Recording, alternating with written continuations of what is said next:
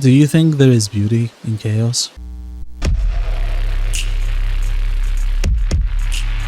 Just like lava from a volcano eruption can create new land.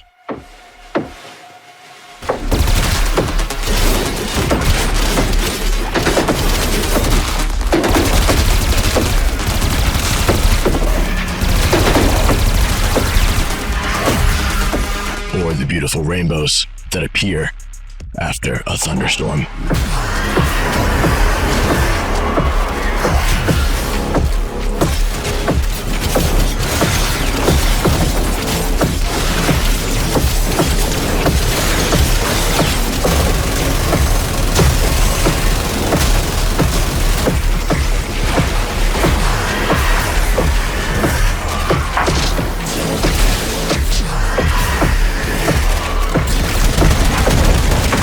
The melody from her weapons evoke destruction.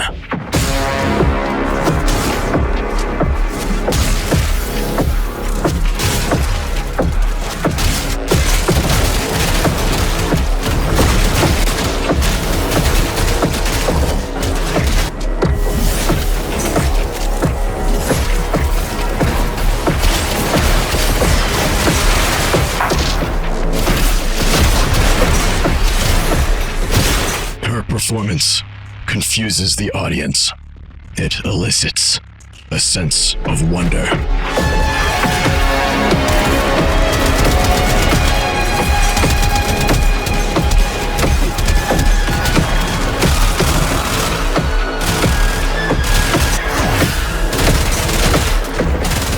A sense of awe and a sense of lingering fear.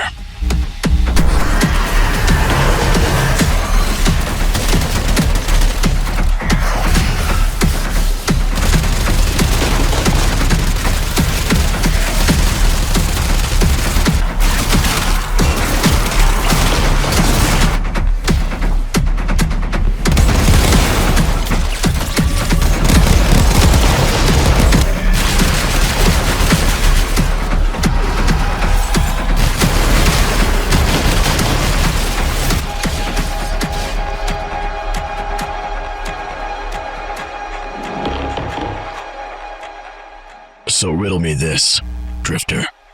Do you think me a monster?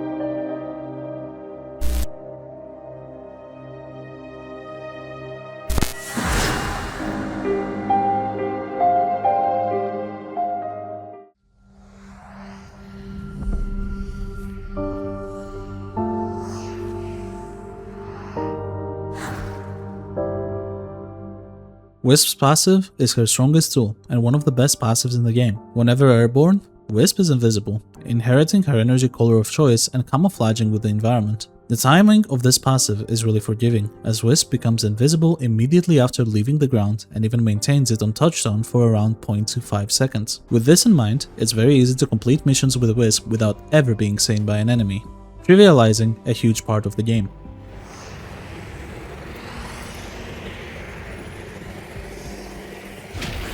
Wisp will become visible in midair upon shooting any of her weapons, even if they are silent like the Baza.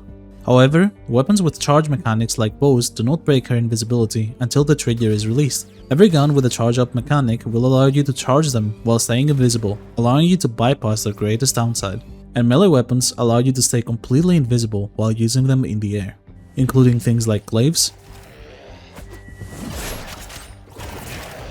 Exodia Contagion, and slam attacks.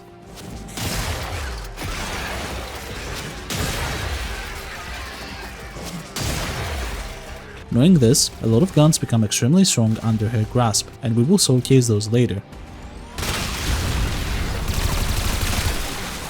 Lastly, wall climbing will let you keep invisibility, while wall latching will turn you visible instantly.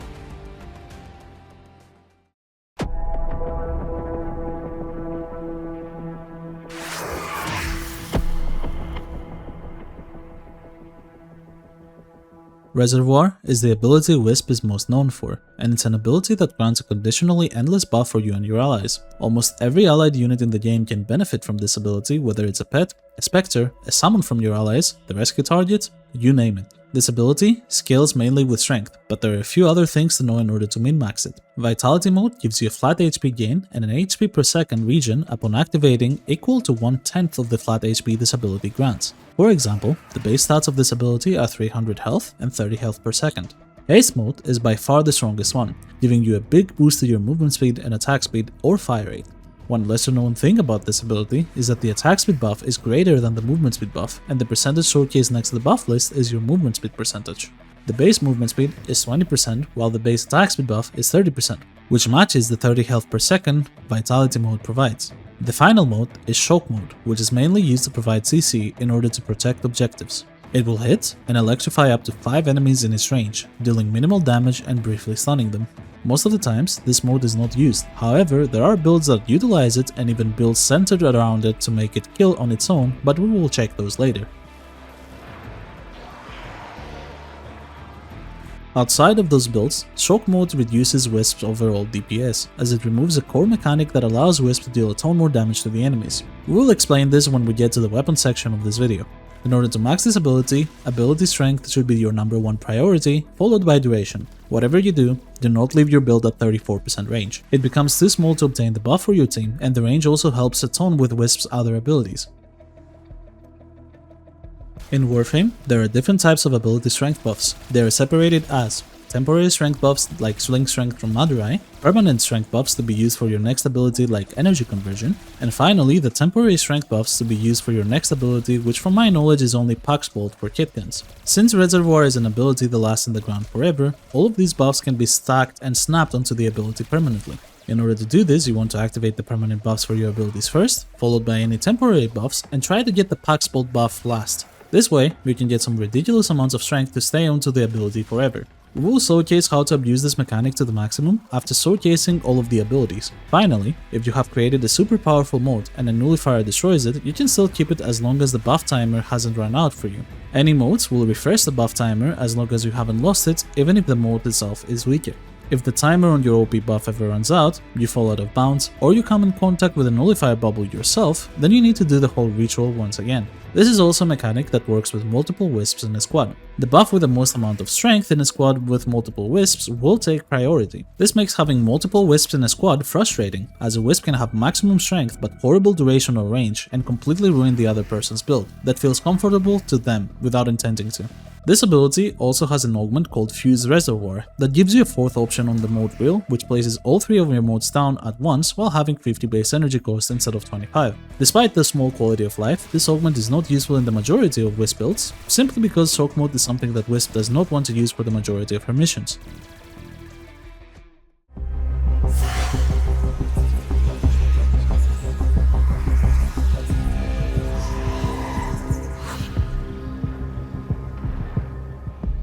Wil'O'Wisp is Wisp's main tool for survivability. By pressing it, Wisp becomes invisible and sends out a ghost form of herself traveling in front of her that takes aggro from every enemy in the vicinity. Pressing the ability again allows Wisp to teleport to the ghost and become invincible for a small duration. This ability is perfect for protecting yourself against lethal damage over time, dodge bombard grenades and knock shots at high level, and most importantly be able to shoot while invisible. Pressing the ability twice really quickly grants the invincibility instantly and saves you from potential threats. This ability does not have any health unlike Siren's mode, so it's impossible for enemies to destroy it. At extremely high levels, this ability becomes extremely important as it allows you to draw aggro and keep yourself safe from any Xmu's lethal attacks. Holding the ability down allows the ghost to travel faster, and releasing it will teleport you to the ghost and make you invincible as normal. This isn't a mechanic that is very useful, but it can be fun on very open tasks and open worlds.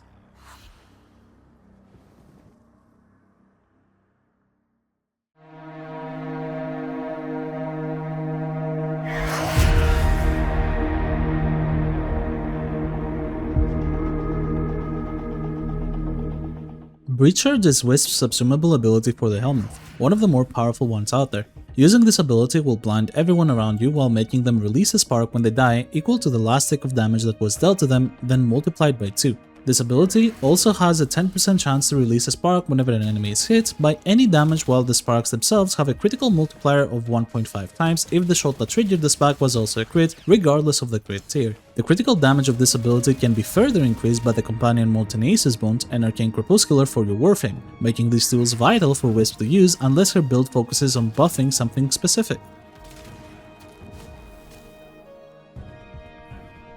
You can also cast this ability on your motes from 10 meters onwards to teleport to them and double the range of the ability's blind. Doing this will make the ability cast from your motes right after you teleport, and the teleport range itself is infinite.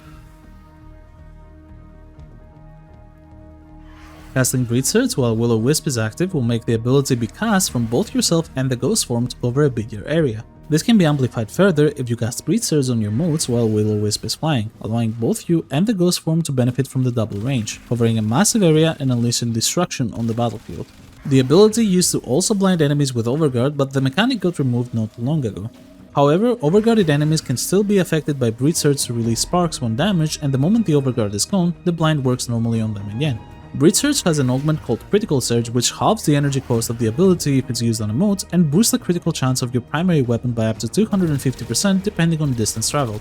Although it is technically on distance traveled, reaching 250% strength and above makes the 250% critical chance guaranteed, as the augment scales with ability strength and the minimum distance of 10 meters is enough to give you the maximum amount. Since strength is the main stat Wisp already wants, it becomes very easy to max the effectiveness of this augment to grant great stopping power to your primary, as well as potential fire rate from your haste mode.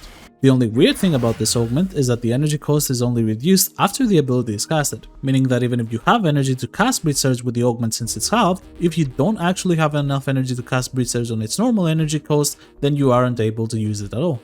But considering Temple has a very similar mechanic with their passive and it works as it should, this is most likely a bug and could be fixed in the future, but as of now, please fix.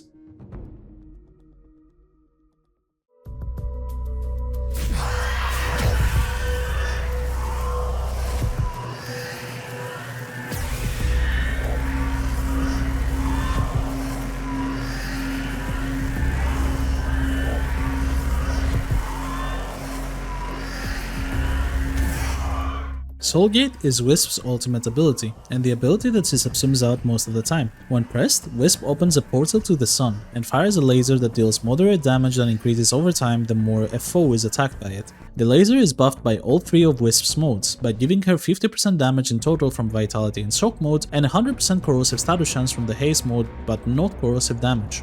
Enemies affected by Breed Surge will release a spark every time they are struck by the laser's damage, and the beam, even if seemingly infinite, has a length that is affected by range.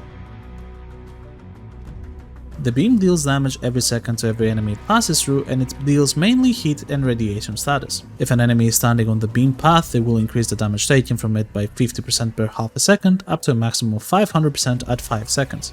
Wisp can also hold down the fire button to double the beam's damage, reduce her movement speed by half, but also double the damage taken from enemies, to 100% per half a second and a maximum of 1000% at 5 seconds.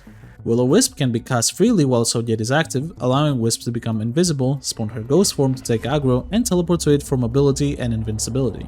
And mobility is important since Wisp cannot perform any parkour while Soulgate is active. No jumping, no sprinting, and no sliding. However, dodge rolling, which for the case of Wisp is dashing, is available to her. While this ability is on, Wisp is also immune to any knockdowns, but closing the ability will push her back approximately 4 meters. This ability also has an augment called Cataclysmic Gate, or Cat Gate for short. Equipping this augment removes the channel part of the ability and takes only the base energy to cast into account instead. Wisp will blast 3 beams, dealing equal damage to the boosted version of her original Soulgate for 1 second. After that, Soulgate explodes at the crosshair's location, dealing 5000 base damage and creating a sun portal that deals constant damage in a 10-meter area. The sun portal inherits all properties from Soulgate itself, but deals a third of the damage at base. After 10 seconds, the portal disappears. This is an interesting augment, as it allows Wisp to move freely and create traps for herself that enemies start slowly dying to when they get too close to them. The explosion damage and the portal's damage itself scale with strength normally, and the ranges scale with range normally as well. Up to 3 sun portals can be active at the same time, and if multiple affect an area at the same time, enemies in that area will take damage from every single sun portal. The portal's damage can be further increased by universal weapon bonuses such as Arcane, Arachne, and Nourish, or even Eclipse. These portals, however, suffer from line of sight checks, meaning if the enemy isn't able to see them, they cannot take damage from it. This makes placing each stun portal very important to increase and maximize the damage from this augment. This segment will showcase how to get the maximum ability strength for your reservoir. To showcase this, we will showcase this build focused around max strength with the red shards for extra strength. When doing this, the player will need to identify what they will use in order to get the strength conditionally. For this build, we have Molt Augmented, Arcane Bellicose, Energy Conversion, Growing Power, Bright Bonnet, Power Drain, and finally Sling Strength from Madurai. And if you want to maximize it even further, you can also use the 30% ability strength buff from Pax Bolt. So let's analyze these buffs into the 3 previous mentioned categories: permanent strength buffs for the next ability, temporary strength buffs, and finally temporary strength buffs for the next ability. For permanent strength buffs, we have Molt Augmented, Arcane Bellicose, Energy Conversion, and Power Drain, with Molt Augmented and Arcane Bellicose being able to stay up permanently, and Energy Conversion and Power Drain getting consumed by the next ability. If the player has Molt Vigor instead of one of those 2 arcanes, that also counts as a permanent buff for the next ability. This means that these buffs will need to be applied first before using Reservoir. Now for temporary strength buffs, we have Bright Bonnet, Growing Power, and Sling Strength. While Growing Power and Sling Strength will work fine in the order, Bright Bonnet is an ability, which means casting it after Power Drain or Energy Conversion will make these buffs get consumed by the ability. Arcane Bellicose also needs to be at 72% to get its maximum value, which is something achievable through the Vitality mode. So, what is the final procedure? Start with Sling Strength in order to cast Vitality mode. This will make you stack Arcane Bellicose to almost the maximum. Cast Bright Bonnet. While Bright Bonnet is up, you need to find an Energy Orb for Energy Conversion. Since we're in the Simulacrum, I will just take this Energy Orb to make things faster. After that, you need to cast and get your temporary arcane buffs, which in this case are Growing Power and Sling Strength. Since Sling Strength is way longer as a duration, cast it first, and then get Growing Power by proccing a status effect. And now, go back to Bright Bonnet, and you can cast the buff. And just like this, we have the highest amount of strength buff onto our fire rate, which looks pretty crazy. And I know this looks very daunting and very confusing at first, but it gets super quick once you get used to it. You can only do this in like 2 to 3 seconds. So once you do this, you can also repeat it for the heal buff.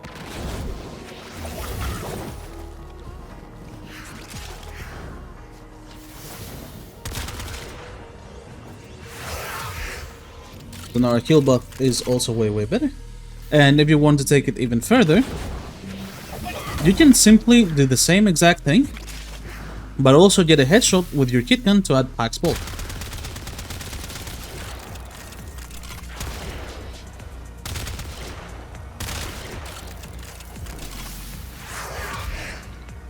And that is truly the maximum buff you can get. We can also do this with fire right now.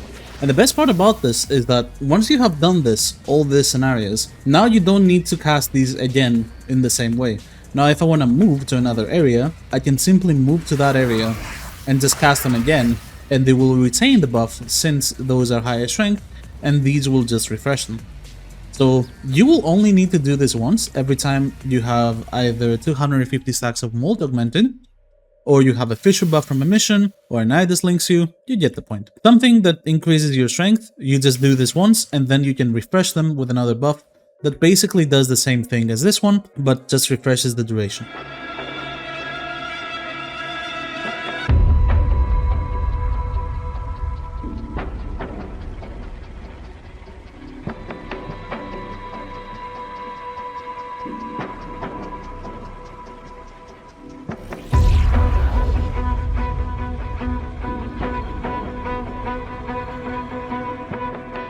And finally, for the abilities part, let's talk about Subsumes. The 3 best ones for general use are Eclipse, Roar, and Zada's Whisper. Which one you prefer depends on a few things: which gun you're using, if you play solo or in a team, and finally, your teammates' Subsumes.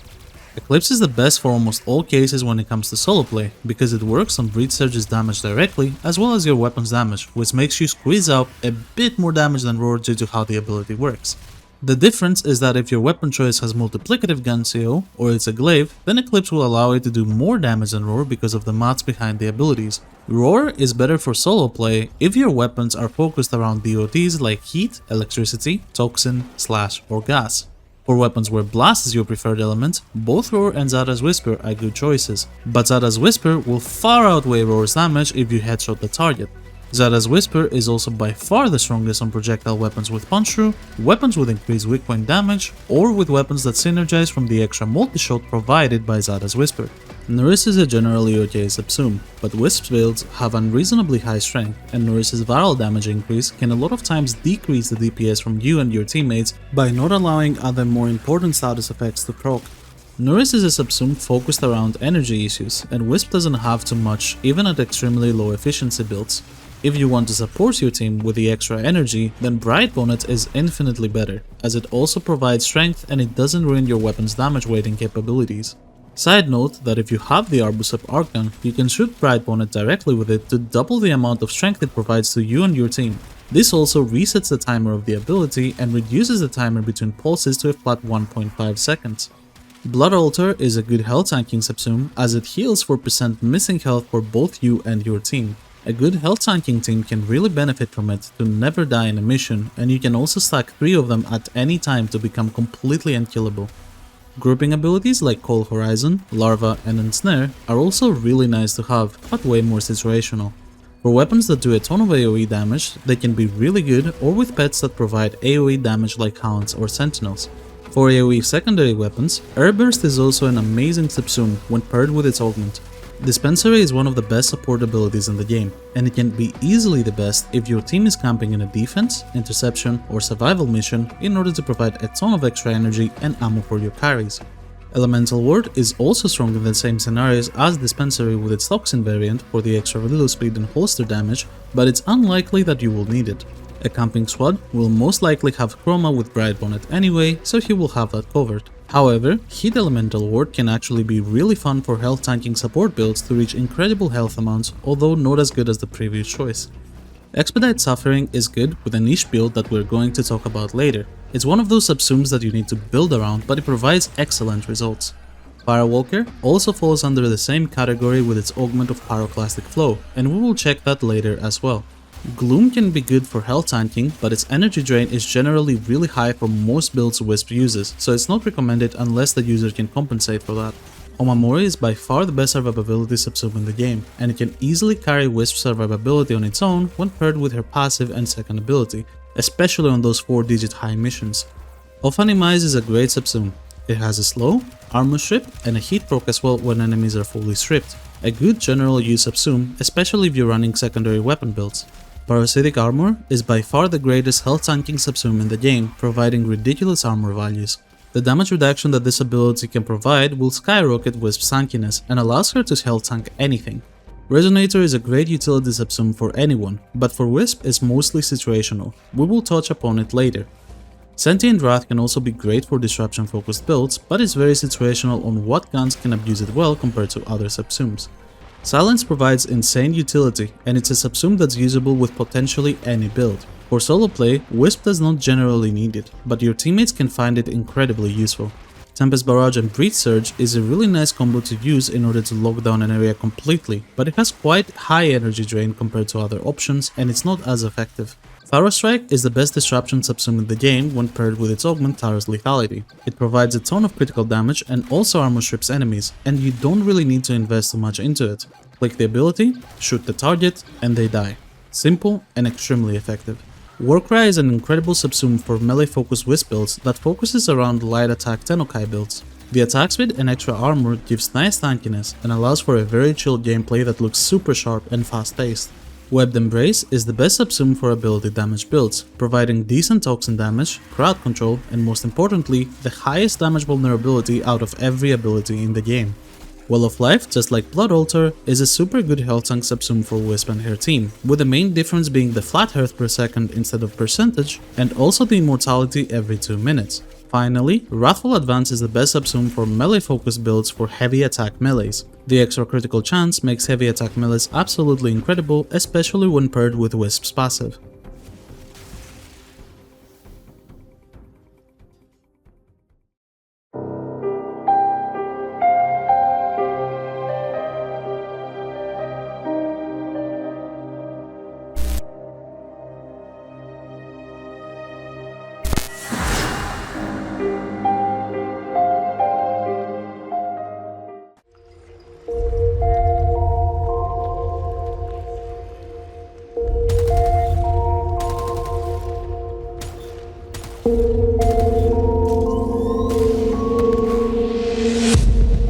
Wisp's primary role is being a support. However, she's also a really good damage dealer through the ability to enhance her arsenal's capabilities, or as players like to call it, gun buffing. Wisp's insanely high fire rate from Reservoir can be combined with a subsume ability and some arcanes to massively increase the DPS output of her weapons.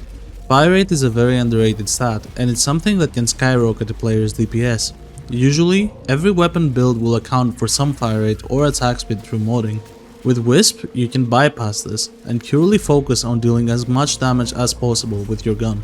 Any weapon paired with her will perform extremely well due to this and feel way better to use.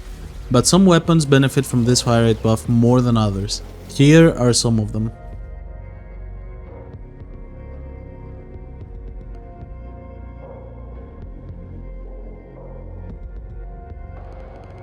Stahlta is easily the best weapon for Wisp and possibly the best weapon in the game. Its primary and alt fire both do insanely high damage, enough to take care of any enemy in the game on their own. It's versatile with both great single target and area of effect damage. It has a lot of ammo for an AoE weapon, and its only downside is that the fire rate is very low to compensate for its high damage. Wisp nullifies that downside, and the damage can easily reach as high as the damage cap without crazy investment on the weapon itself. Anything its bullets come in contact with will die, and it also offers really good utility. It has high crit and status chance on both firing modes, multiplicative gun CO on both firing modes, and an incredible sound to complement it.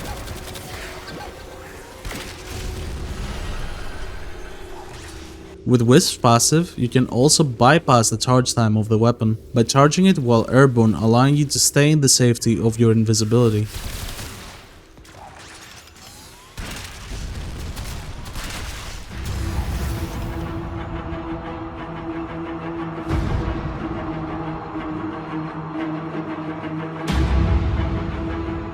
Aeolak is Stahlta's Void brother.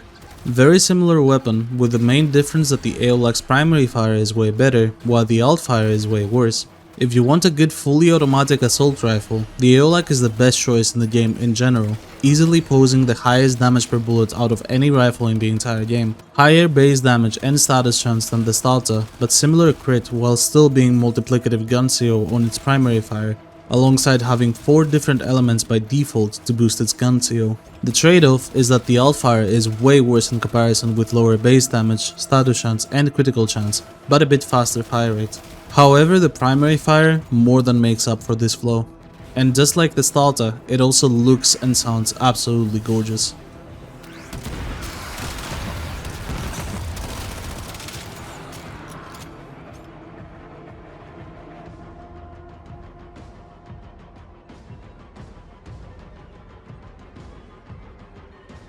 Trumna Prime is one of Entradi's monstrosities, and just like our 2 previous guns, it also possesses 2 firing modes. This heavy machine gun shoots explosive bullets and has a chargeable alternate fire. The explosive bullets inflict heat damage, which is one of the best damage types in the game, and have a small AoE at their end. The 250 ammo in the mag is also amazing, and the lengthy reload speed, its biggest downside, can be fully trivialized through Wisp's passive invisibility. When charged, the Trumna Prime unleashes bouncing projectiles that explode on every bounce, creating a symphony of explosions that obliterate any unfortunate enough to be in a room where the projectiles were deployed.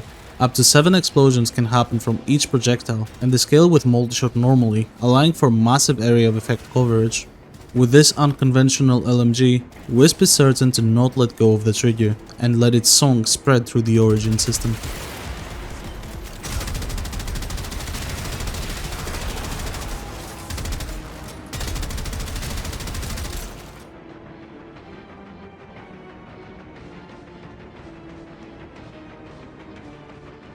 The Comorex and Coda Sporothrix are 2 sides of the same coin. They are AoE sniper rifles with a lot of damage per shot and normally very low fire rate. And any gun you can think in this game that has a lot of damage per bullet but low fire rate to compensate becomes nightmare fuel for your enemies when paired with Wisp.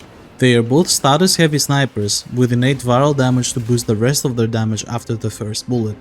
Comorex comes with the benefit of innate ammo mutation to never run out of ammo, while Coda Sporothrix deals increased headshot damage while aiming down sights, and also gets another innate progenitor bonus to boost that gun CO even further. 5 elements can be procced in a single bullet from the Coda Sporothrix before any other elemental modes come into play, but the innate progenitor can also be used to save a mode slot and get better damage weighting to allow the slash procs to cut deep. And Comorix also has the first zoom level that provides extra punch through for those single target Zara's Whisper synergies. These 2 snipers will make sure to absolutely disintegrate your enemies in a bright light of destruction.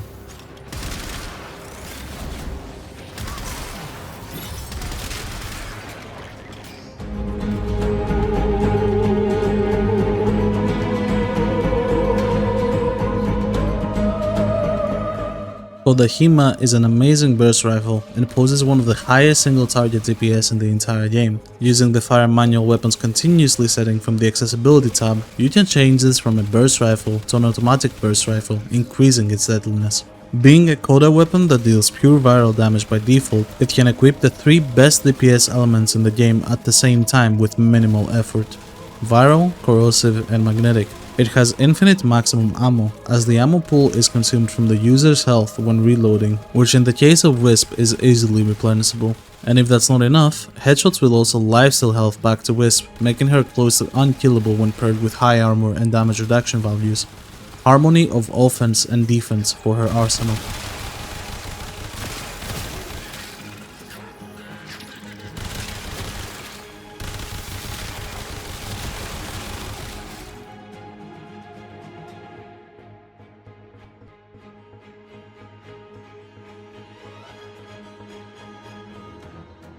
The Burston Prime in Canon is an absolute unit of a weapon. Its normal burst fire is powerful in its own, but its Encounter form provides this unique flow of spray and pray.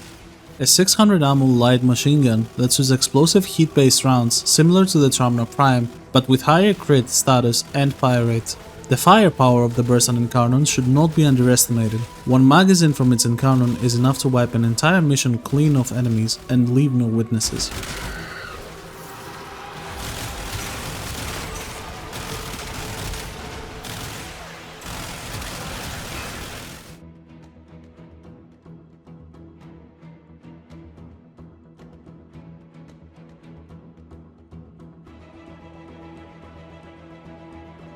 Kuva Kohm is an automatic shotgun LMG variant with a large pull-up mechanic and medium fire rate. Under her grasp, it becomes a literal meat grinder, cutting each foe to a million pieces and torturing them through a plethora of status effects from each bullet. With an insane amount of status chance, a large magazine, and innate punch through in order to shoot through enemies or doors, Kuva Kohm lives up to its Guinea nickname, the Vandalizer.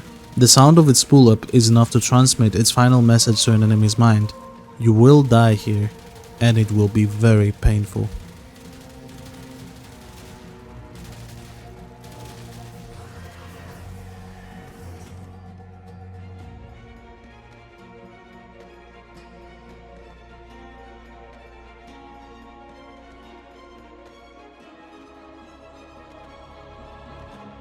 Coda Pox is the ugliest and most versatile secondary in the entire game. A million ways to use it, a million ways to kill enemies. Endless possibilities, endless potential. A spore that damages on contact and leaves an area of effect that deals high damage over time to anything it touches for a few seconds, applying status effects every second. And it will, as its status chance is extremely high, and it can also easily red quit with its unique synergy with secondary Enervate. With the amount of unique element combinations in Warframe, the Coda Pox can be suited for just about anything. Every mission can require its own secondary weapon to either help with a primary weapon of your choice, shoot an enemy directly and melt them before they can even react, or even support Wisp with things like Overguard or crowd control. No matter the situation, Coda Pox will not fail to provide the user with what they need, whether that is killing, providing utility, crowd control, or helping your other weapons shine even more. The ultimate jack of all trades.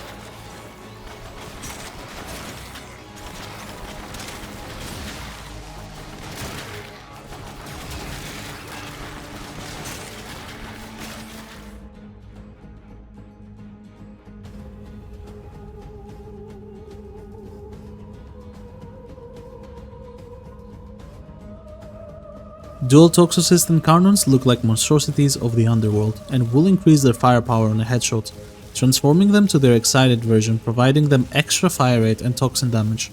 Their incarnate form abuses this transformation to its fullest as it changes them from semi-automatic single-target pistols to fully automatic AoE beasts that ricochet their bullets off any enemy they hit.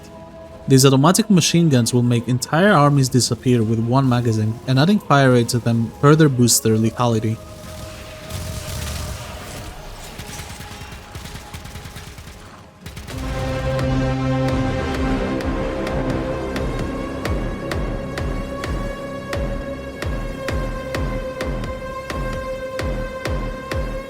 Speed is her friend, and what better way to take care of any opposition quickly than two pistols shooting pocket nuclear warheads. Akarius Prime are a speedrunner's dream. They are quick, they don't need to be aimed as their bullets home into enemies, and they are highly explosive.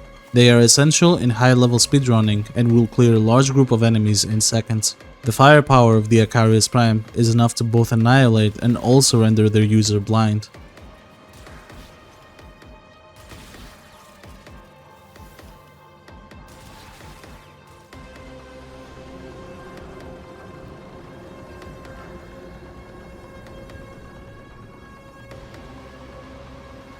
Sepulchrum is Entradi's secondary machine pistol that comes with two firing modes. It's a two-shot burst that possesses explosive high damage bullets that mainly deal heat damage. Once charged, it can unleash a volley of them that home in on enemies with increased destructiveness. The low fire rate of this weapon is neutralized by Wisp, allowing for the weapon to reach its full potential.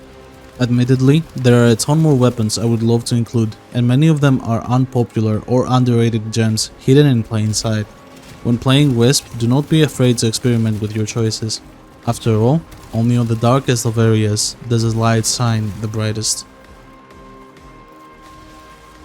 However, if we want to talk about the strongest weapons we can use with Wisp, we will need to look at melees.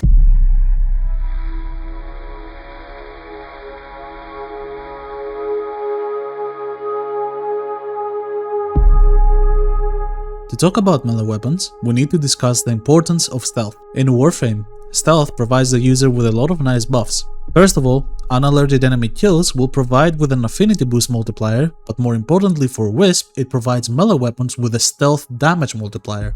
Stealth damage multiplier is occurred when a Warframe attacks an enemy unaware of the player's position with a melee attack. This attack is guaranteed to critically strike and has an extra 700% damage multiplier. This means that with Wisp, melee weapons used while airborne can benefit from the 700% extra damage multiplier on their first attack and do far stronger damage than they normally would. This is also why we do not want the shock mode to be active for most of the time. The shock mode will do damage to enemies and count as the first attack you do against an enemy, removing the ability to stealth attack the enemy affected. With that said, there are three melee weapon categories that are insanely strong when playing Wisp.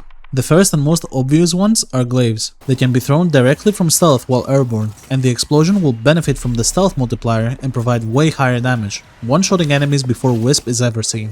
The Falcor is by far the strongest choice here for its unique mechanic with a more volatile quick return that allows the weapon to still bounce due to its autolock mechanic, while also exploding on every bounce similarly to the volatile rebound mode.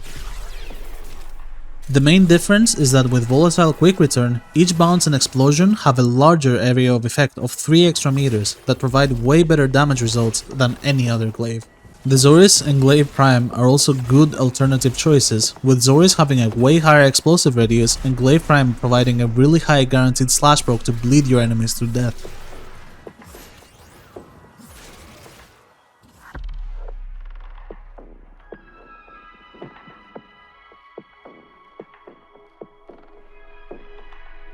Slam attack weapons are the next category, and they benefit from Wisp passive the same way. Since Wisp becomes visible a bit after touching the ground again, slam attacks do not reveal here and also benefit from the multiplier. Compared to glaives, slam attacks do even higher damage, and the best slam weapon, the Dark Sword, will do extreme damage over time, easily reaching trillions of damage. It has very high status chance and a guaranteed toxin proc on its heavy slam, while also being purely toxin damage on its slam. It is really not obvious at first, but its power is ridiculous. Its insanely high base damage paired with an easily achievable above 100% status chance allows for your slam to have 2 DOTs at the same time for toxin and gas damage, and then multiplies them using melee afflictions and any other buff you might need. However, to deal even damage cap with it, no other buff is needed. The weapon itself paired with Wisp is enough to provide it, and any other multiplier added through Roar, Toxin Shards, Expedite Suffering, or whatever the user decides, simply amplifies this weapon's madness.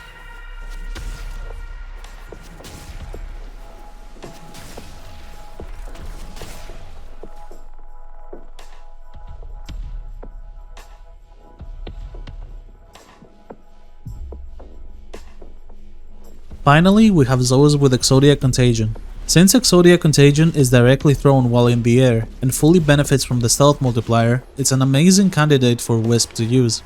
It's easily spammable and very safe like glaives, but with way more hidden mechanics and quirks. Although they need way more investment to work well, a good enough setup can easily make them the best weapon out of all the melees. The weapon choice is purely preference, and it depends on the enemy you're fighting, what Riven mode you have, and your own preferences. Rabvi and Crunch are both amazing and accessible, while Plague Kripath is the most versatile due to its innate viral damage, allowing for both viral and corrosive to be modded for. To increase their effectiveness, you can also make them heavy attack, but as the E has repeatedly tried to remove this mechanic from the game, I shall not explain it or show how to do it. But do know, it's still possible, and if you know how to perform it, it's still just as deadly as it used to be before Dante Unbound, when the E tried to delete it from the game.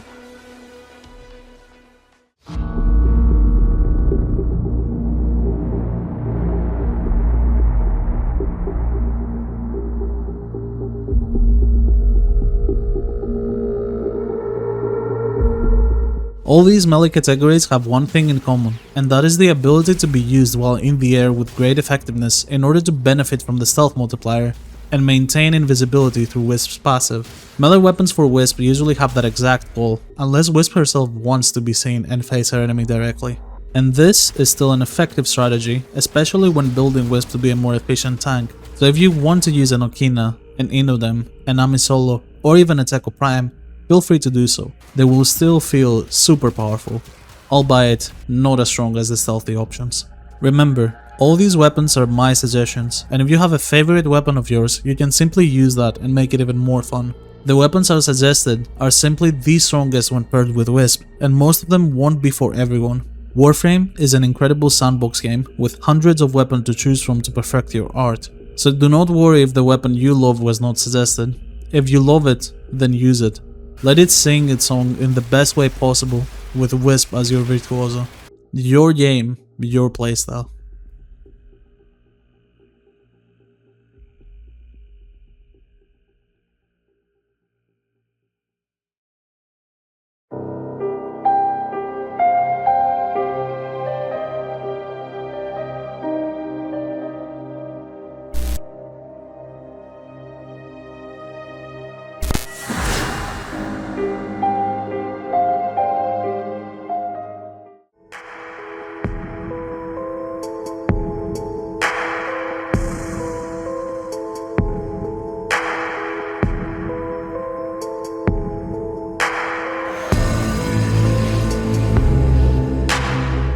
This is an updated guide. The previous one was uploaded on Wisp Prime release date, July 27th, 2023.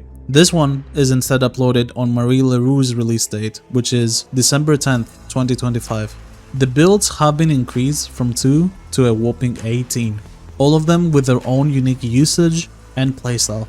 Of course, not all of these builds are equally useful, and many are situational, so we will separate them in categories. The categories will be highly recommended, situational, and highly situational.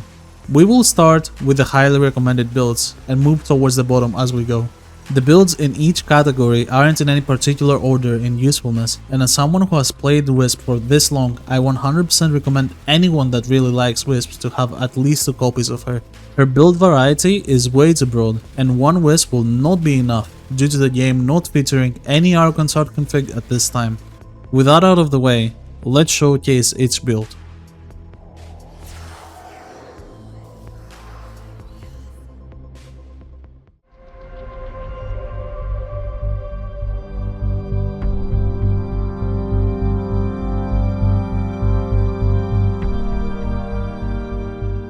So let's finally talk about why you are all here first, the main build. Also, if you just skip to this timestamp, Welcome! I wasted 4 months creating this video so you can get the screenshots out of it and copy it. But don't worry, I still love you regardless. Anyways, the build. It focuses on strength being the dominant stat and efficiency being the dumb stat. Range is slightly reduced, but it's still enough so that it doesn't become tedious to pick up the modes and also boost the range of your third ability by a ton. The archon shards themselves are focused on min-maxing comfortness by adding 3 armor shards for tankiness in order to accumulate 75% damage reduction directly from your armor, and paired with adaptation you can easily phase stack anything up to level 1000. And at that point you will have enough time to react by pressing your second ability if things go sideways.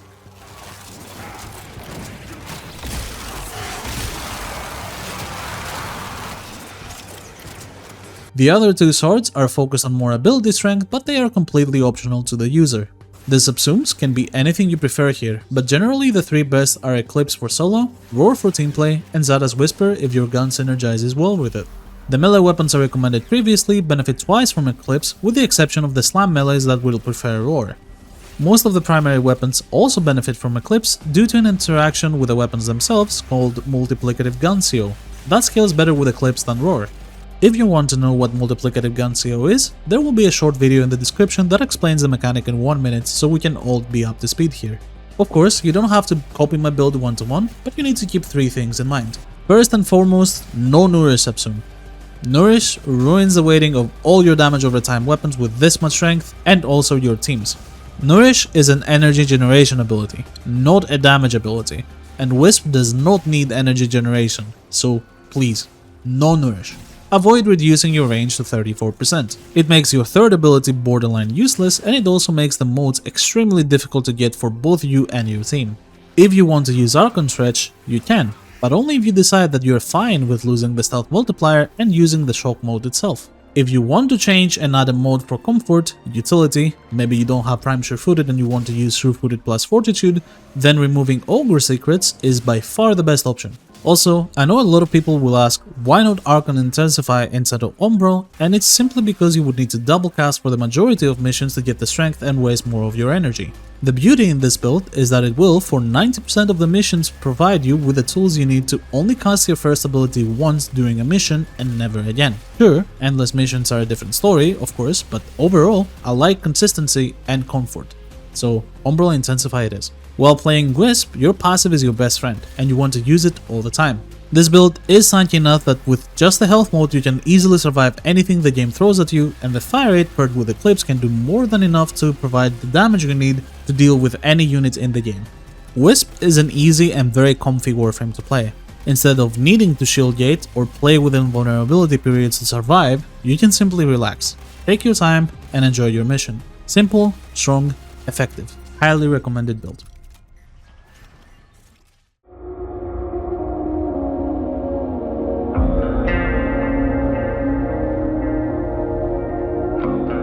Our next build is the max strength Wisp build for team play. This Wisp build is most prevalent on arbitrations or coordinated squads where you have to field the support role to the best of your ability.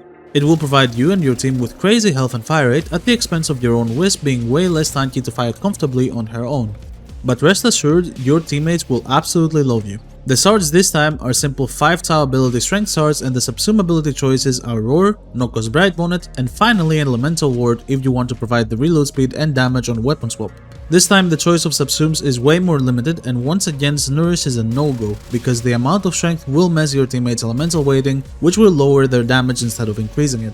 A great subsume for this Wisp can also be Dispensary, however it's more situational than the other 3.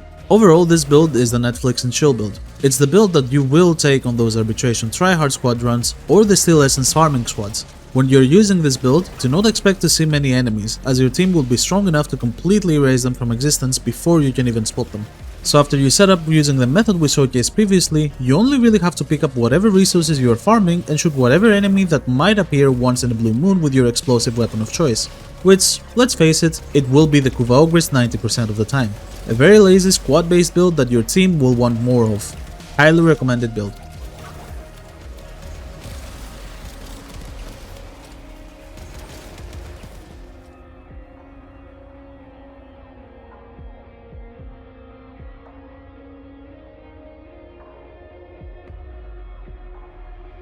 Next up is the level cap build, possibly the most important out of this guide. No, I am not joking. I obviously don't want anyone else to try this, as getting to level cap solo in the first place can be a pain. However, this build proves two things. One is that Omamori is a broken subsume ability, and two is that Wisp is a very rewarding warframe. It's a warframe that, if the player is good enough at her and knows how to pilot her, mods are not even necessary for them to do well even at the highest level. She is definitely one of a kind warframe that really does not need much to succeed. It honestly seems weird to me every time I see someone using a shield gate Wisp build, or someone asking me how I survive at level cap with my main build, and I guess my answer is that I am playing Wisp. I have all the tools I need right here. Not recommended build.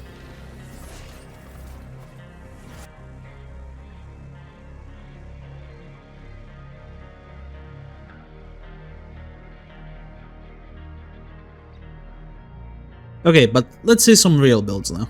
Our fourth build is one of the better ones and is the primary buffing Wisp. This one utilizes a variation of the main build with the augment of critical surge replacing Augur secrets, and the arcanes being focused onto buffing primary weapons. But the real star of the show on this build are these. 5 primary status shards. These alongside this build will provide your primary weapon with the following: 200% critical chance with an extra 75% on weak point hits, 180% extra base damage, 206% fire rate with energy conversion and Madurai, and 187.5% status chance. This will make any primary weapon you choose absolutely ridiculous, and some weapons can get so crazy that they can surpass 300% critical chance and 1000% status chance, dealing millions of damage with every hit. When playing this build, make sure to abuse hit damage on weapons with ridiculously high status chance, and blast on high damage weapons that normally don't reach 100% status chance that easily. It will make any primary weapon of your choice absolutely insane, and will provide the highest DPS out of every Wisp build I will showcase today. Highly recommended build.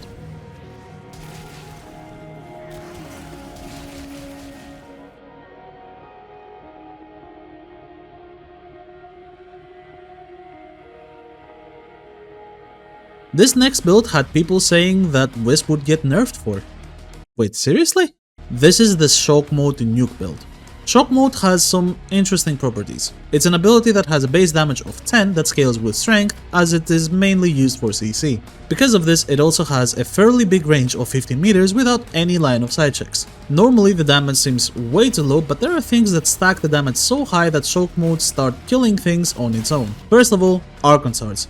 5 tau purples for more damage on enemies affected by electricity procs is 100% needed. Each of these archon shards is multiplying the ability's damage and DOT, and your subsume roll will double dip into that dot, further increasing the damage.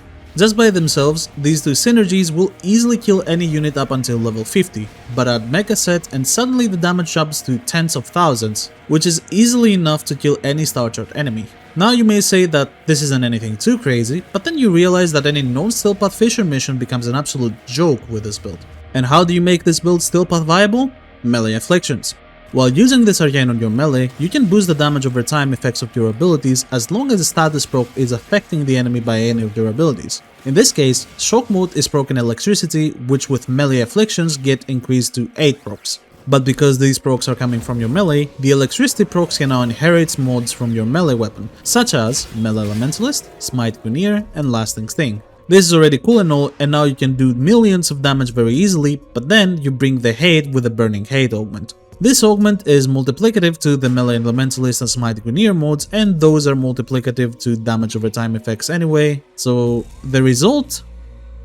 That is a damage cap from a Shock Mode on a Sentient. The best part is that any of your allies that hold the buff, being other players, your pets, or even other summons, will count as their separate own instance of damage from the Shock Mode. So the more allies you have, the stronger the build gets. This is obviously another highly recommended build.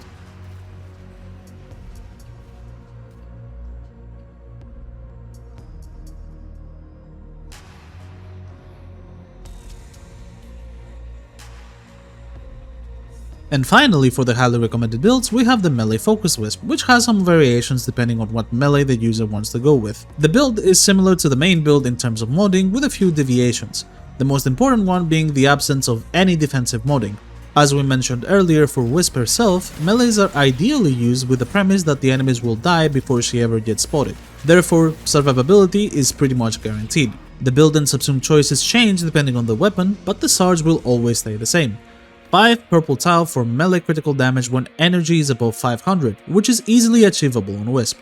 Glaives and Zoes will need an Eclipse subsume and an aggressive build, Slams will sacrifice 2 modes and utilize the Naira mode set paired with Wrathful Advanced subsume, and finally for every other melee, Warcry is a subsume choice with more defensive modes in play. Adaptation works in unison with the extra armor from Warcry and Arcane Reaper and will give Wisp enough tankiness to brainlessly melee her enemy face to face while dealing tons of damage through the purple swords.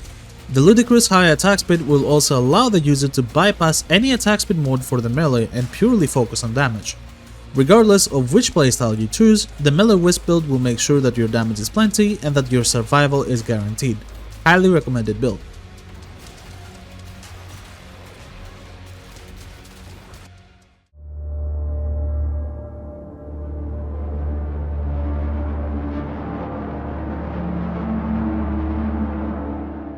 From now on, builds will be a bit more catered to specific scenarios and setups instead, starting on with a solo health tank build. This one is a build focused on tanking comfortably and nothing else, and features the greatest health tank subsume ability in the game, Parasitic Armor. Parasitic Armor converts a part of your shields into armor scaling with strength. The ability takes the shield amount directly from the max instead of the current, meaning this ability's effect is the same regardless if you're on full shields or 0 shields. Because the amount of max shields you have matters a lot, 5 tile blue swords for shield capacity is the key here. With all the buffs stacked up, you can get over 10,000 armor from Parasitic Armor very easily and over 15,000 armor with an Ida Spectre. I know people could say that health tanking bad, so here are some clips of me using this on level cap face tanking enemies, and yeah, I have tested it thoroughly and it's good enough to allow you to tank pretty much anything. In fact, dying with this build could be equivalent to dying with Revenant at this point. It just won't happen unless you literally go AFK for too long. Recommended build.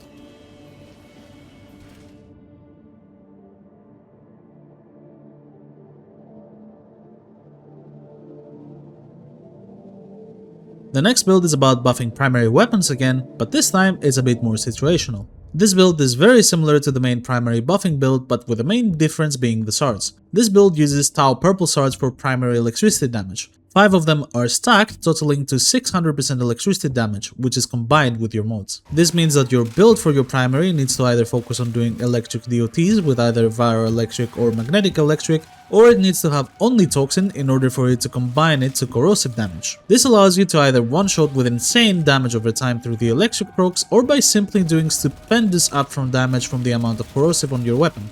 Either way, even if these shards can be extremely strong with the correct weapons, the Status Shunt shards build will be better for 90% of the scenarios.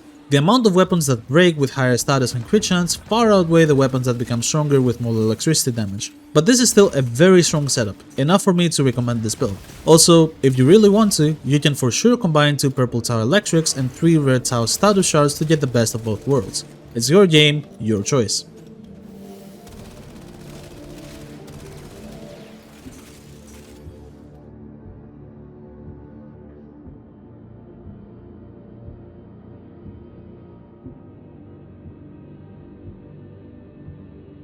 But what about secondaries? Surely there is a good build for buffing secondaries, right? And of course, you'd be correct. For secondaries, the build changes slightly and the critical surge augment can now be replaced for a different mode. This build abuses the Tau Orange shards for critical chance on secondaries when enemies are affected by a hit proc and combines that with Arcane Hotshot for even more critical chance. A lot of people tend to believe that the way to get consistent stacks on Hotshot to use it on a build is through Wisp's 4th ability augment, Cataclysmic Gate. However, a Hound will easily give you enough and allow you to bypass any sort of special modding necessary. But regardless of that, Ophanimize is my favorite subsume for this build. It provides armor stripping to help your heat procs going, and enemies that get armor stripped by the ability suffer a hit proc which can upkeep Arcane Hotshot. This build feels like an absolute powerhouse to use with any secondary weapons. Dual Toxicist, Dual Toxica, Akarius Prime, Furious Incarnon, Sepulchrum, you name it. Any secondary that you really love can get insanely strong through this Wisp build and reach its full potential. Recommended build.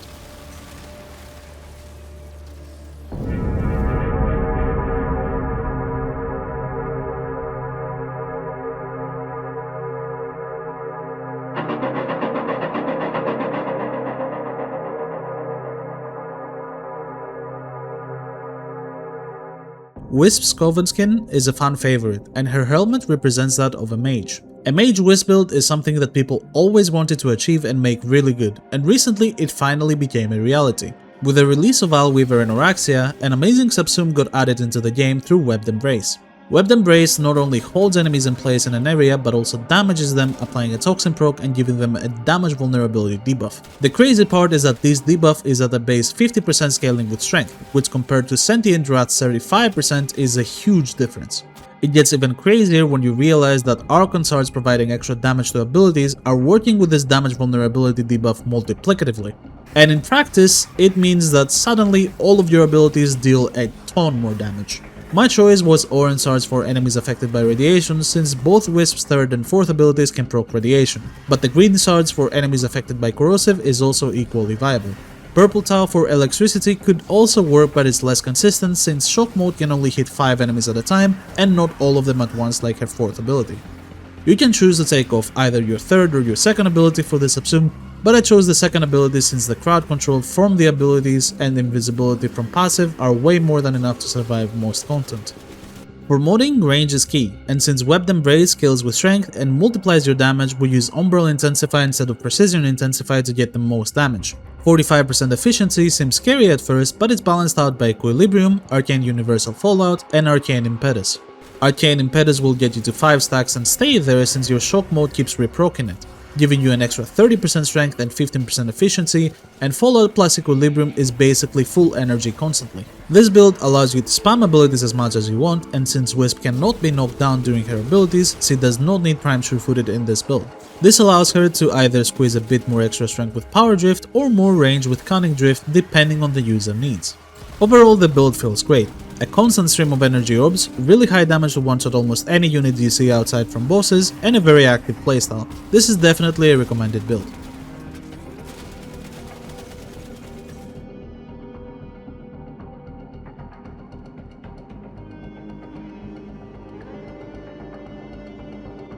Continuing the theme of using all of the abilities to our advantage, the next build focuses around Wisp base kit. This is the no subsume Wisp build. A lot of people want to use the base design of a Warframe, the way it was intended, and to get the most out of it, and this is exactly what this build does.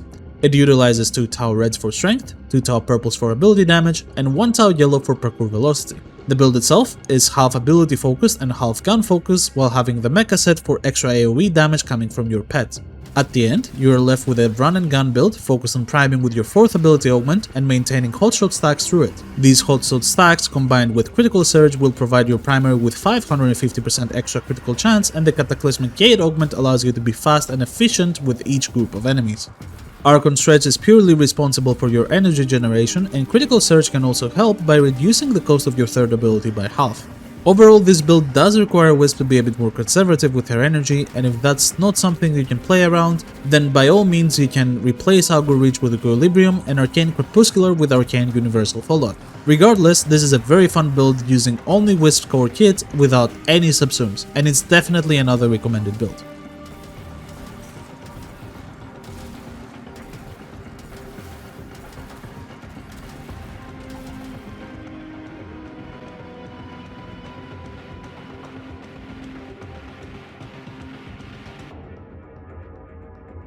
The final build in the recommended category is the Speedrun build, and is your one-way ticket to learning how to parkour. Wisp in general is a very quick warframe. Her sprint speed is a lot higher than normal, and this translates to faster parkour velocity. So the idea is simple.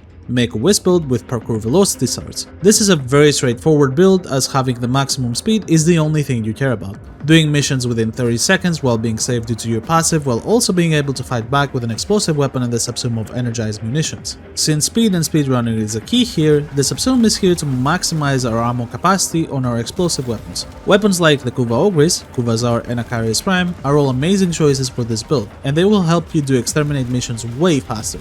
As someone who loves being quick and Wisp herself excelling with extra speed, this is a simple yet useful idea for a lot of scenarios that you may have, and definitely deserves a recommended build.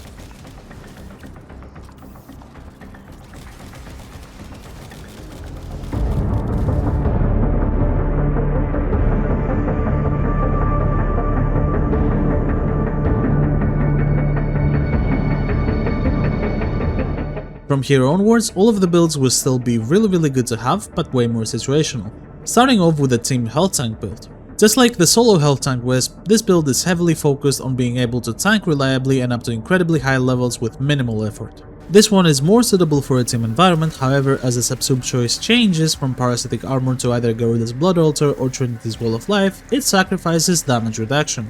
Blood Altar is definitely the better choice in my opinion, as with this build you're abusing the fact that your maximum health is really high through means of Arcane Blessing and 2 Tau Topaz Stars, giving a total of 2100 extra health when stacked. Because Blood Altar scales with % missing health, this combination alongside Wisp Vitality Mode and really high strength provides ridiculously high health regen that will easily keep you alive as long as your enemies aren't killing you in a single bullet. The amazing part about Blood Altar is that its effects apply to both you and your teammates, and it makes this an insane build in order to help your team health tank level cap through your team's synergies. This is a really nice build to have overall, very comfortable and one of the best ones when it comes to playing with coordinated squads. A bit niche, but situationally, maybe even the best.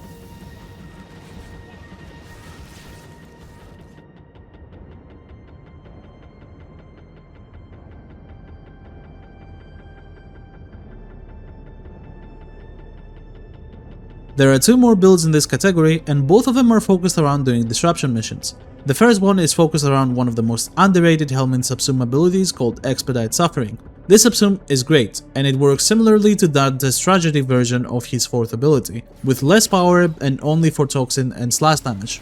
The idea is that all of your toxin damage over time will be dealt in one instance of damage, which can be incredibly good for one-shotting priority targets, aka disruption units. And the way to abuse this toxin damage over time to its full potential can be done in 2 ways. First of all, specific weapon modes, but more importantly, Tau green archon shards for extra 45% toxin damage over time per shard.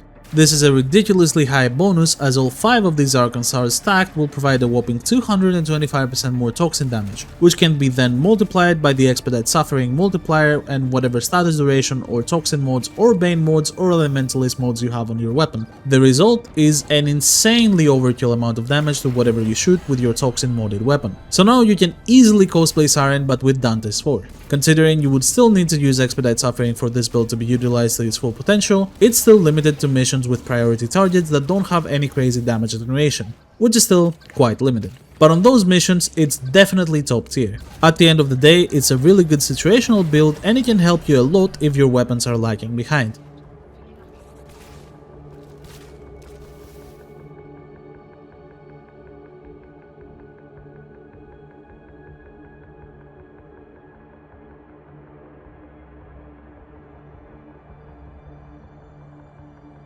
Speaking of weapons lagging behind, for the other build you will need even less effort for them. This is the Pyroclastic Flow one-tap build. And yeah, I understand. Pyroclastic Flow, this guy isn't real. I am, and it works. It might even work a bit too well.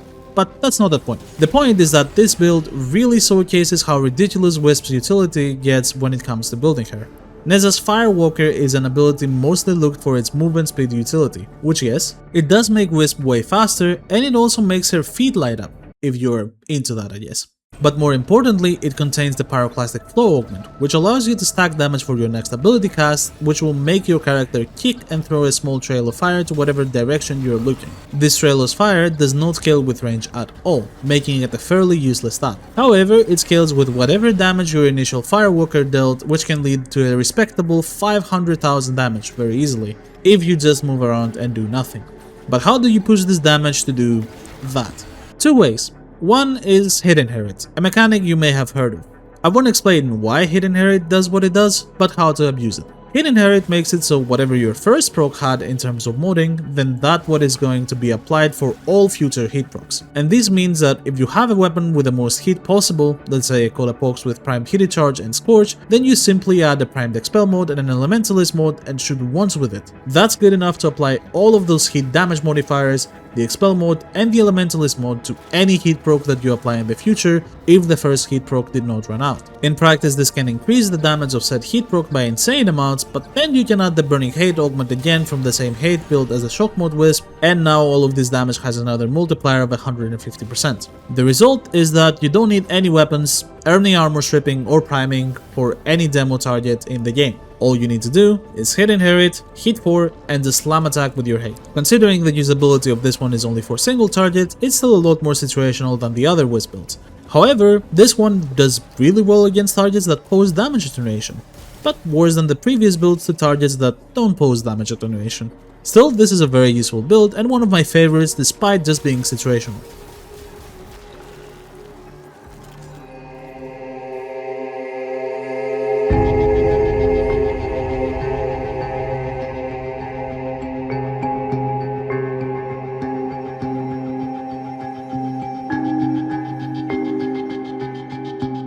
There are 3 more builds that are fairly niche. They have their uses, but they are so limited that they typically only have one use case. And one of them is the crowd control focus Wisp. This one is really simple. You know how Wisp gives insane health per second and insane fire rate? Yeah, we don't need that. What we need is range. Lots of it. 42 meters charm and stun radius, 100 meters blind radius, enemies can barely even play the game at that point. And hey, now that your buffs are so low, you can easily just shield tank instead of coping with a 12 health per second buff. This is a very low effort build, and it's only really useful on still path interception builds with another squad or mobile defense missions. The enemy density is so high that the crowd control from Resonator and Shock mode become extremely useful for your squad to then do all the damage. And that's it. Also, if your squad has another Wisp, your build is automatically gone, because she will have more strength than you, and if she uses Shock mode, then your buff is immediately overrated. Overall, this is a very niche build, it works on a very specific scenario, so if you're not a diehard Wisp fan, you don't even need to look at it. But knowing it exists can still be very useful.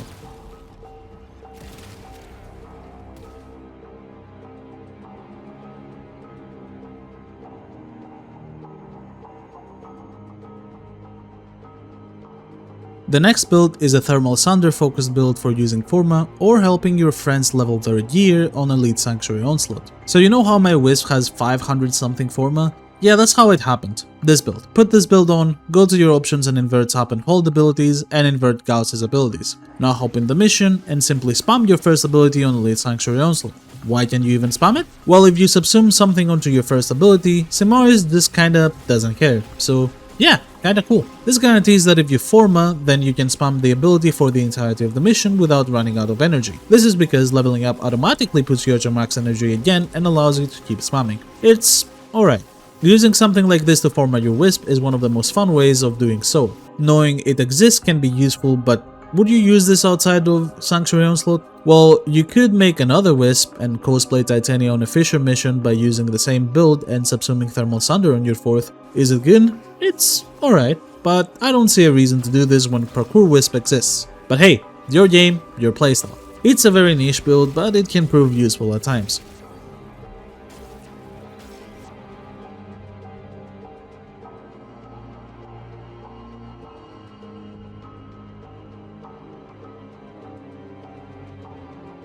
Our final build is another caster build. This is the Viral Tempest Wisp build. You know how Hydroid can use Breach Surge as his subsume and do crazy damage with Tempest Barrage and Viral Tempest? Well, I thought, why not do the same for Wisp?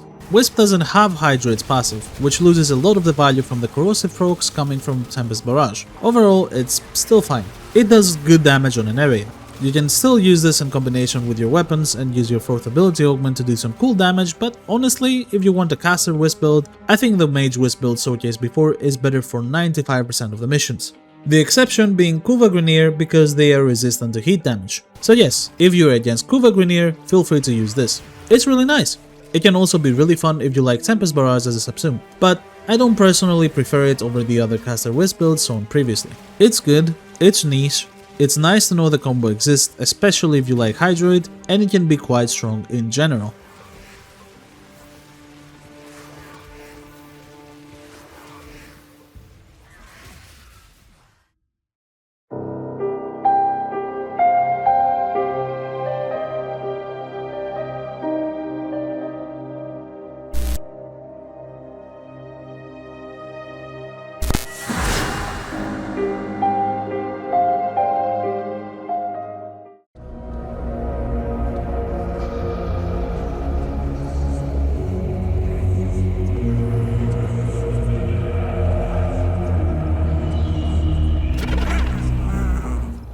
Companions in Warframe can be a lot of things, from giving the user some crazy buffs to becoming damage dealers or sacrificing themselves to save their owner's life. A companion can also prove way more deadly when paired with Wisp.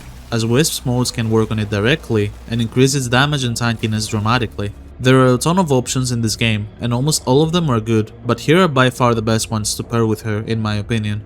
Starting off with my favorite one, the Adarza Kavat.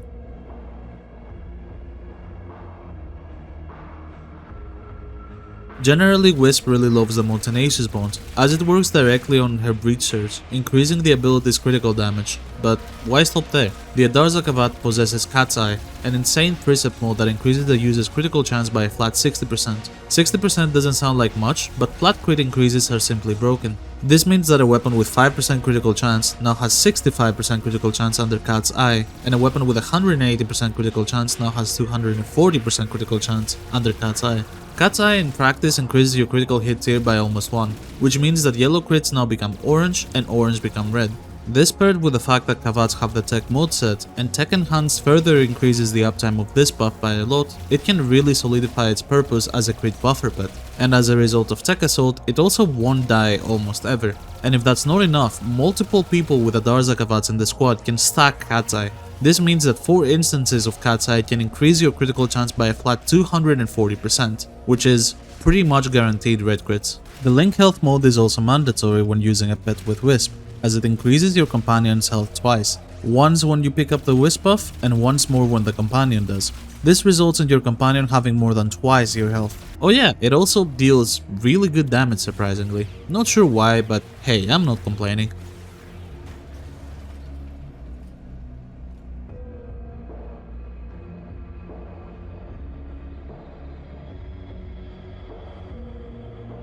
The Panzer Vulpaphyla is your best friend if you find yourself doing really high level missions. Most people know this companion for their viral Quills precept, which applies 10 viral stacks to all nearby enemies over time. Now, 10 viral stacks is no joke, it's really good, but this is not a companion to buff your damage but rather a defensive companion. Because Vulpaphylas are considered Kavats, they can equip tech modes, and tech assault specifically will allow it to ignore death. But did you know that you can proc Martyr Symbiosis and tech assault at the same time, allowing your Vulpaphyla to save your life without even going to its larva state? It's a really broken combo. Using this companion essentially gives you 60% chance to just not die. As long as it's alive, so are you, and that becomes extremely useful for those level cap missions. Aside from that, the previously mentioned viral Quills precept can heal you for ridiculous amounts of health through the Hunter Recovery mode, further boosting Wisp's overall tankiness and giving her an extra source of healing that is very reliable. This companion can save your life so many times from random knock shots that you will never want to do another level cap without it. An absolutely insane defensive companion that also provides really good offense.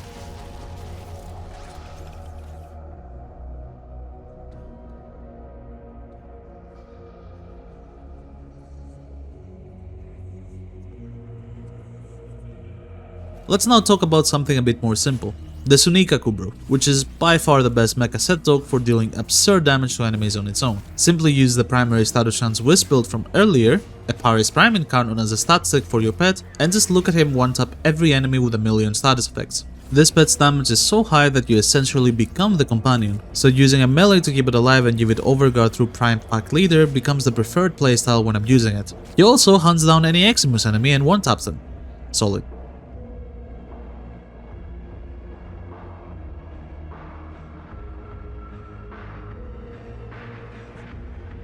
The other mega set dog you can use is not even a dog, it's a Predasite, a Pharaoh Predasite to be specific.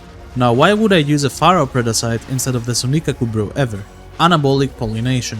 This might be the most broken preset mode in the game. This thing gives Toxic Class for free to anything and even operators. There is also Volatile Parasite, a mod so long that its description takes up the entire mod space and you cannot even see the image for it. And you may be like, nah, I ain't reading all that.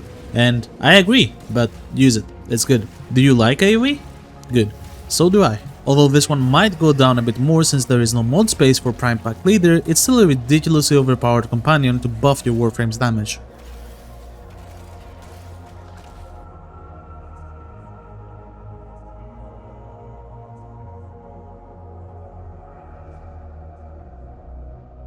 Hounds exist. They are cool, they're pretty deadly, but they can also die a lot. Overall, hounds can be nice to use, but if you decide to go ahead and use a hound, make sure to abuse Arcane Hotshot with it for the free extra critical chance. That's the main reason to use one on Wisp over a beast, and to be honest, a really valid one at that.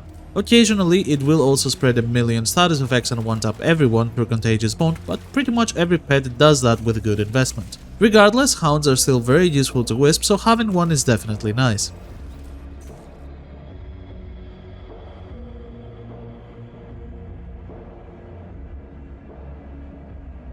And finally, if you feel stinky, you can also use any sentinel with the Wisp Prime. Honestly, I don't blame you, but I really love having results for retrieval on my pet for the extra loot. So, not for me. If you want a suggestion, Wisp Prime would be my choice. Nautilus most of the time interferes your playstyle by bringing enemies to your melee range, which outside of melee focus builds is just annoying. On the other hand, Wisp Prime provides with a negate mode preset, which provides status effect immunity to the user once every 5 seconds, which is an incredible defensive tool. Diriga and Deathcube are also amazing choices, but Sentinels in general don't need as much help from Wisp modes, and Wisp gets way more useful buffs from the previously mentioned companions. But hey, your game, your playstyle, go crazy if you want.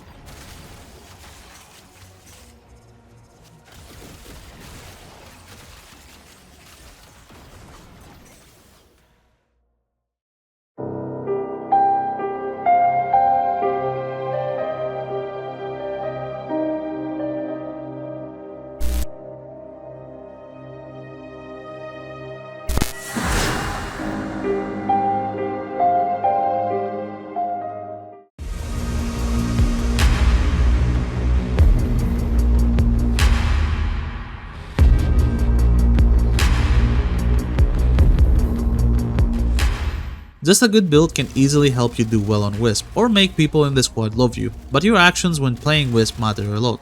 Let's talk passive first of all. Abusing it to its maximum can really be all you need for a mission to become completely trivial. You gotta reload, jump. You gotta avoid damage, jump. You need to stealth through an area, jump. And remember, you can melee in the air without even getting revealed, and even get the extra stealth multiplier. Get used to jumping around and learning parkour. It's going to help you a lot with her. And if you need help with parkour stuff, here are a few tips. First of all, you can bullet jump or double jump only once before touching the ground again.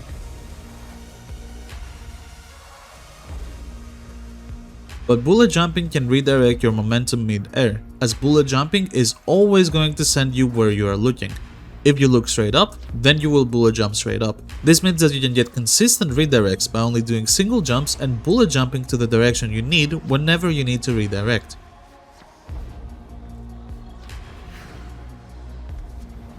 If you're traveling in a hallway, the best way to move forward as fast as possible is as follows. Do a bullet jump forward and immediately aim glide after. A bit before hitting the ground, use your dodge or roll key and repeat this process every time. Congrats, you're now a speed demon. However, when the haste mode gets above a certain amount, then simply walking forward and doing single jumps and slides will be faster, but this is very rare to occur, so it doesn't really matter too much. Your first ability placement also matters a lot.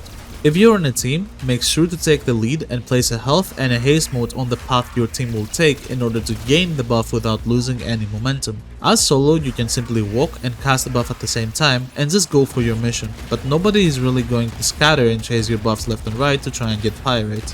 Same thing applies along survival or disruption missions. Always place your Wisp modes together so you can get both of them at the same time, and make sure they're in an easily accessible areas unless there are a lot of nullifiers in the mission such as Apollo and Lua. On those missions, you will need to find spaces in the air that are inaccessible to nullifiers but easily accessible to your team, so they can easily find them and benefit from the buffs. Your second ability is a get out of jail free card. If you ever find yourself in trouble, you can just double tap it, then start jumping around with your passive to make yourself pretty much immortal. Or you can use it preemptively when you're about to encounter a heavy unit like a level cap Nox to avoid his damage altogether. Your third ability is really nice, but you want to mostly keep it for when things get weird or when you want to CC a large area. And using it in combination with your modes and second ability can really help you and your team have an easier time on your mission. Most of the time, you will find yourself not even needing to use it, but that doesn't mean you need to neglect it. Just make sure to not spam it, as it will drain your energy very quickly, especially if you don't use its augment to get that 50% energy drain. Your fourth ability is usually a subsume, so make sure to upkeep it almost all the time in order to increase your damage, tankiness, or utility depending on what subsume it is. If you have kept your fourth ability and you use Cataclysmic Gate, then make sure to aim it a bit higher than head level and also in areas that connect such as doors or corners of tile sets. This will massively help you fight the LOS checks of the ability. as enemies standing in front of other enemies will block your damage, and the same goes for doors or even stairs. I hope you remember your geometry lessons from school, because they will come in handy when using this augment. Other than that, make sure you can play and be really chill about it. Wisp is a very simple and flexible warframe in terms of gameplay, and as long as you feel comfortable with playing her, then you will enjoy her a lot. And if you have a friend group or clanmates that you play with very often, then do I have a thing for you.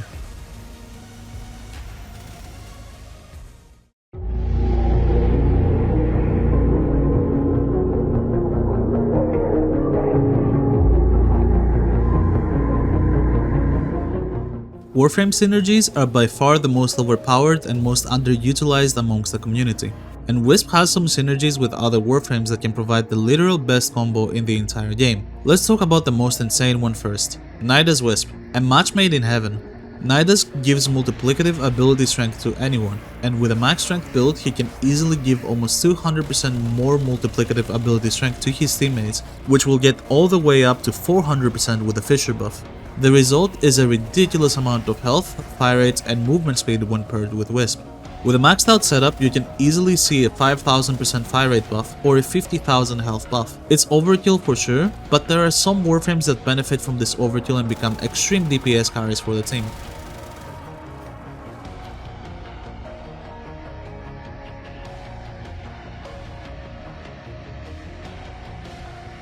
The best one by far is Jade. Her 4th ability, Glory, becomes the chopper gunner from Modern Warfare 2. The energy consumption is not dependent on fire rates, and Glory is fully automatic with infinite ammo. This 3-man squad combo is easily the strongest in the entire game without contention. Jade gets so much value through the buffs that nothing is able to stop her after. It's genuinely absurd.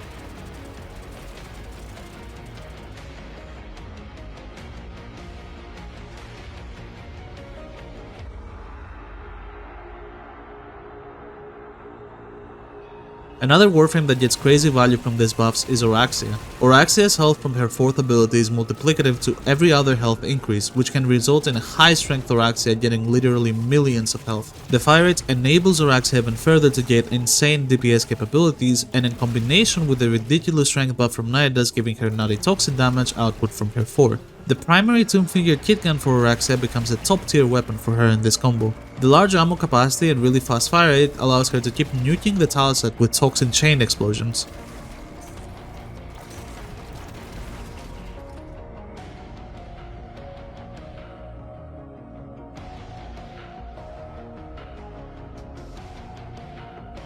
Necros, despite giving more loot to the entire team by just existing, also provides the summons from Shadows of the Dead. These shadows have so much damage from level 700 onwards that they can start killing everything on their own. Wisp modes work on them normally, so these shadows with the crazy fire rate buff from Nida's Wisp combo can make the whole mission a walking simulator, as Shadows of the Dead cannot kill everything and anything on their own. This is a very simple combo that sadly only gets enabled after a specific amount of time has passed, so if you try it, make sure you will stay long enough to take advantage of it.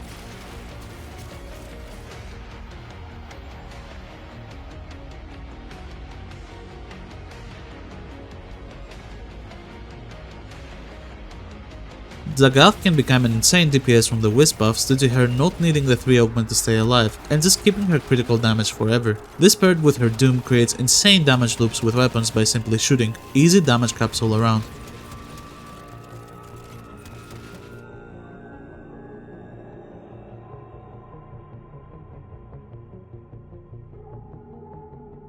Cyro 9 has a bit more difficult of a job. More fire rate is nice, but on situations like this it can get so high that he will need to basically permanently spam his 2 to keep shooting. That might still sound fine, and it is, especially if the person playing side has experience. Boar Prime, Sobek, Kuva Ogris, Zaur, you name it. A good AoE weapon simply breaks this combo.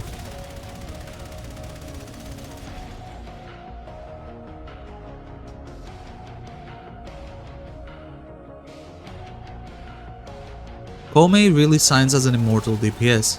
Her decrees that provide increased magazine capacity and a chance to automatically reload her weapons on kill allow her to constantly shoot her weapon without needing to reload ever a ridiculously high fire rate. A maxed out decrease Kohm is one of the best DPSs in the entire game hands down, and with correct gameplay she makes sure that her team won't even get to see any enemies.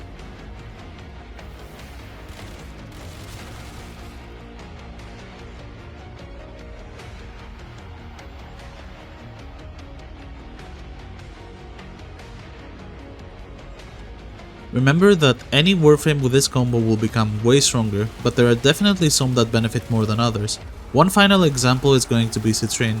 Even if the fire rate isn't benefiting her more than other Warframes, the extra health paired with her preserving cell gives you and your team enough efficient health to easily face tank even level cap enemies.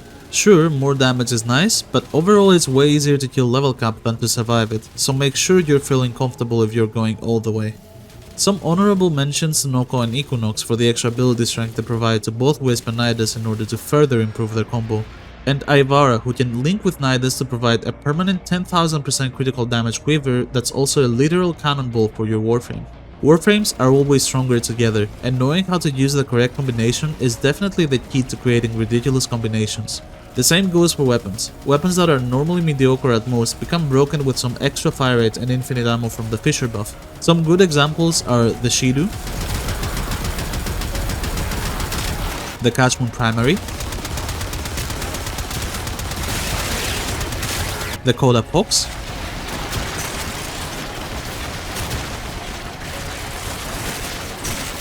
the Kuvazar,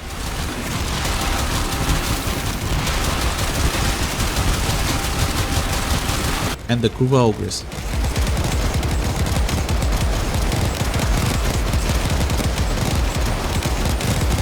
These are only a handful, and many more weapons become unbelievably strong by using these combinations, but make sure of two things when trying this. First of all, if you are on Nidus or Wisp duty and you have a Fisher mission, make sure to only equip one weapon. The Fisher buff gets a 50% chance to get onto your Warframe instead of 25 since you unequipped your other two weapons.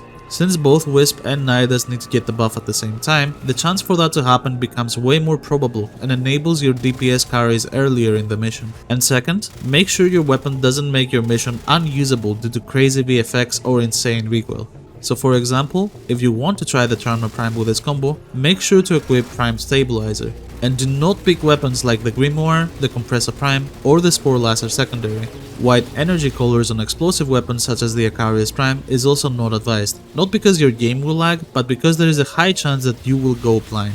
And I am not paying for your eye doctor.